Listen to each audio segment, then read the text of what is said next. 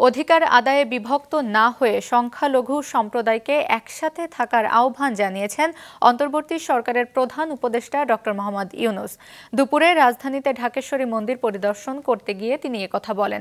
Doctor Yunus মন্দিরে হিন্দু সম্প্রদায়ের প্রতিনিধিদের সঙ্গে বৈঠক করেন।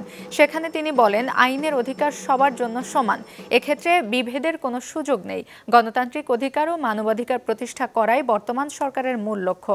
সবাইকে তা স্মরণ করিয়ে দেন প্রধান উপদেষ্টা।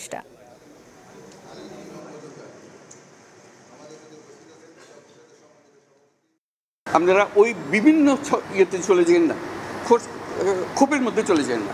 এই ক্ষোভ হলে এই ক্ষোভের মধ্যে মারামারি কারাগারি লেগে যাবে। একত্রই আসুন, এক আইন, যে আমাদের আইনের অধিকার দিতে হবে। আজকে যেটা বললেন যে আমরা আইনের অধিকার পাই না, আমাদের বিচার, এইটাই হলো আসল জিনিস। বিচার ব্যবস্থা আমাদের দিকে তাকায় না, পুলিশ আমাদের দিকে তাকায় না, কিছুই আমাদের দিকে তাকায় না। কারণ আমি অধিকারটা প্রতিষ্ঠা করতে পারি না, আমাদের নীতিটা আমরা প্রতিষ্ঠা করতে পারি। আমরা যে প্রাতিষ্ঠানিক আয়োজন করেছি এটা বায়াস একটা।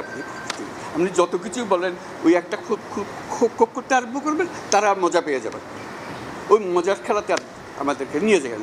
আমরা এসেছি যে এক মানুষ, এক অধিকার, এর মধ্যে কোনো পার্থক্য করা যাবে না। আমাদেরকে একটু সাহায্য করেন, আপনারা ধৈর্য ধরেন, করতে পারলাম কি পারলাম না সেটা পরে বিচার করেন।